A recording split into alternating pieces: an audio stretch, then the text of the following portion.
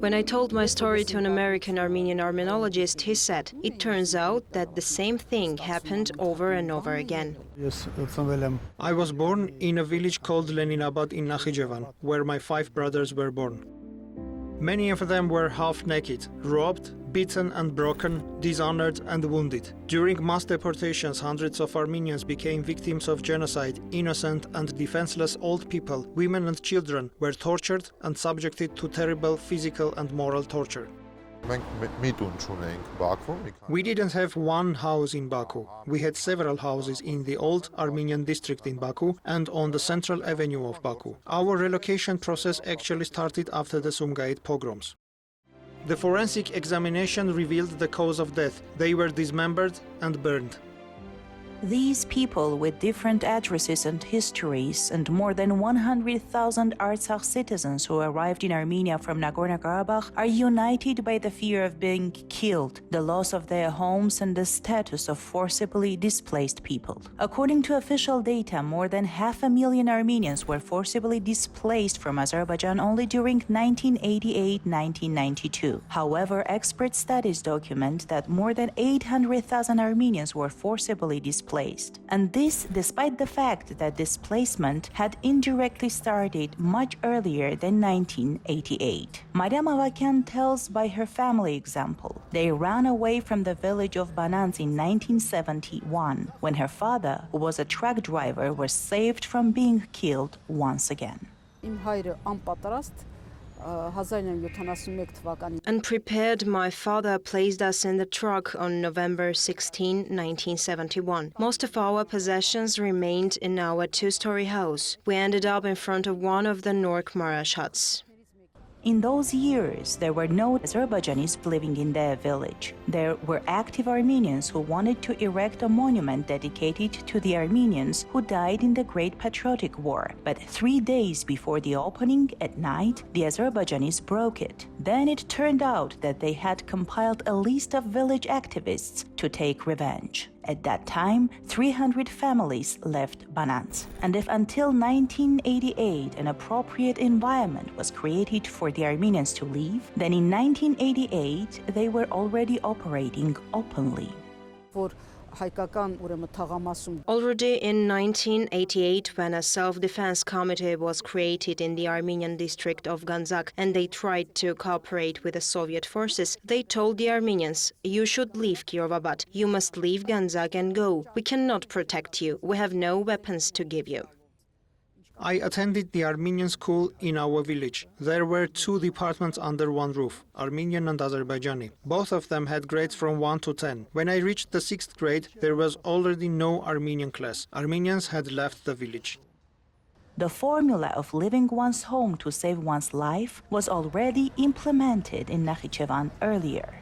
For example, if in 1917 more than 54,000 Armenians lived in Nakhichevan, then according to the data of the first Soviet All-Union census, in 1926 only 11,000 Armenians lived there, which was 11% of the total population.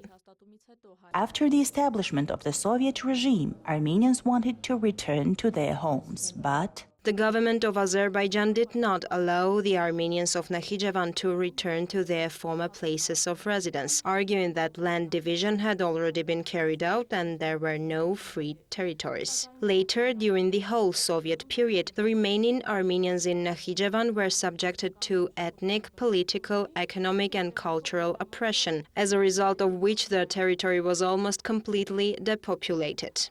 Levon Stepanyan felt those repressions on himself for the first time at the age of 14. It was the 50th anniversary of the Armenian genocide in those days. A note was posted on the houses of almost all Armenians that they would be slaughtered on April 24. The first time I heard from my mother the cruel history of our people. My eyes opened when I was 14.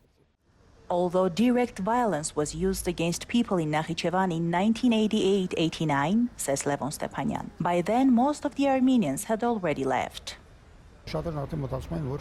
Many already thought that there was no place for a girl. Armenian girls, 15 to 16 years old, of school age, were being kidnapped. After Sumgait, the mood in Baku started to change, and the Armenians of Baku began to understand that this will not be limited with Sumgait. Member of the National Assembly Vilen Gabrielian was 5 when he was deported from Baku. Any person who has lived in a place for decades and has to leave urgently finds himself in panic and does everything to save his life.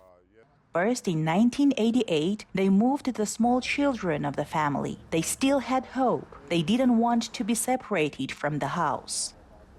My mother managed to get out of there with my grandfather on the penultimate or last plane. None of them ever received any compensation from Azerbaijan. Archive documents also prove this. In 1992, the head of the refugee department presents the situation created as a result of forced displacement.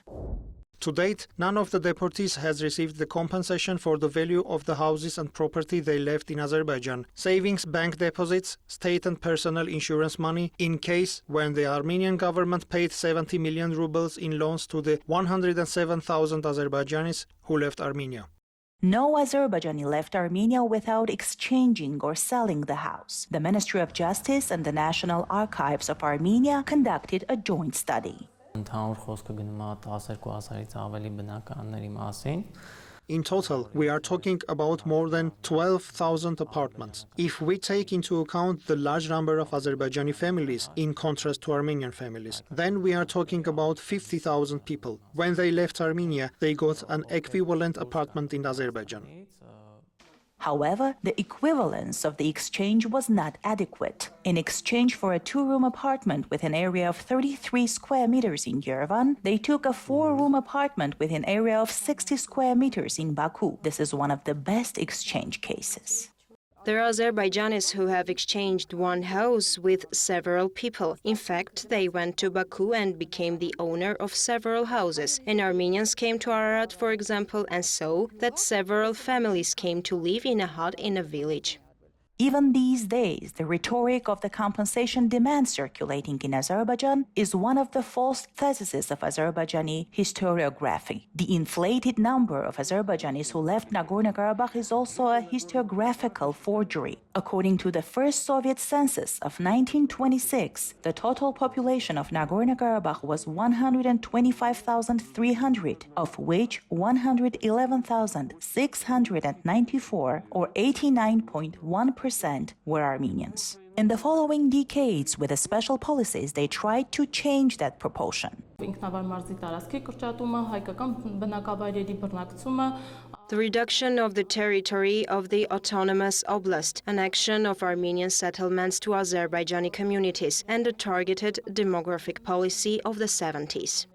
It was especially clearly expressed during the years of Heydar Aliyev's rule, when he allowed a university to be opened in Nagorno-Karabakh, but with an Azerbaijani department to ensure the flow of Azerbaijani students to Stepanakert.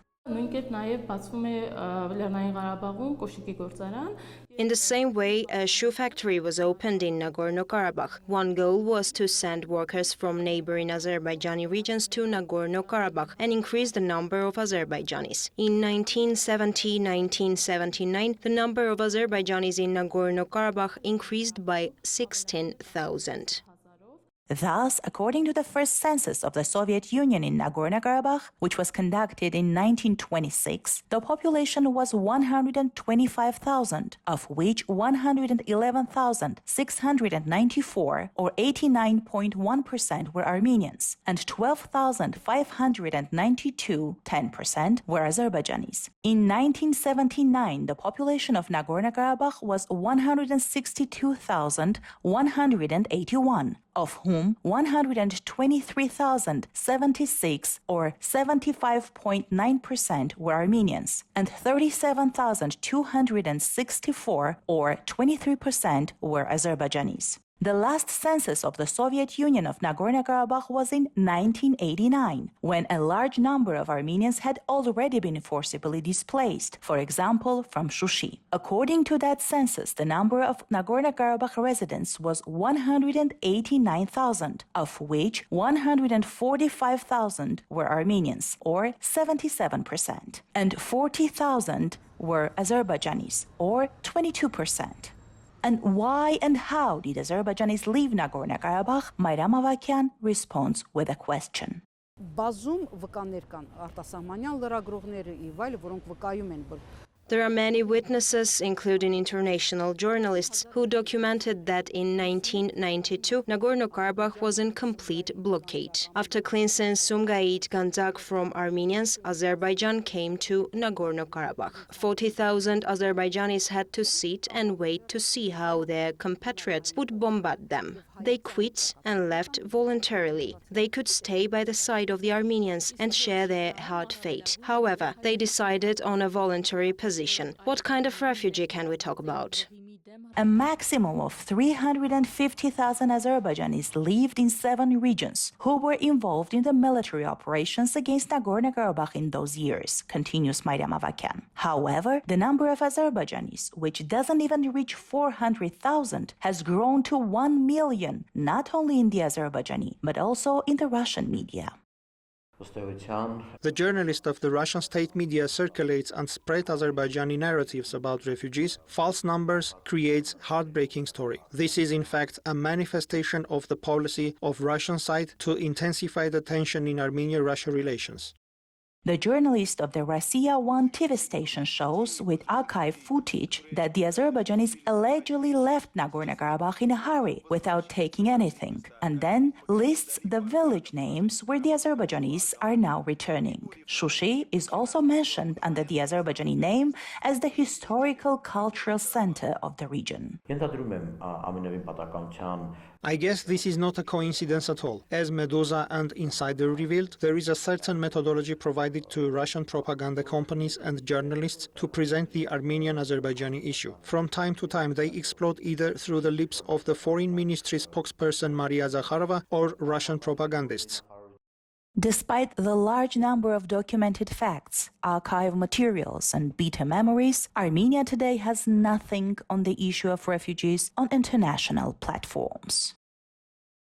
How dare it could happen that Azerbaijan registers 600,000 refugees at the UN, and our 30-year-old unskillful authorities did not register a single Armenian refugee at the UN. Neither Sumgait, nor Maraga, nor Baku, nor Gandzak, neither Nakhichevan, nor Gardmank, nor Mirbashir. We have not recorded anywhere. How did it turn out like this?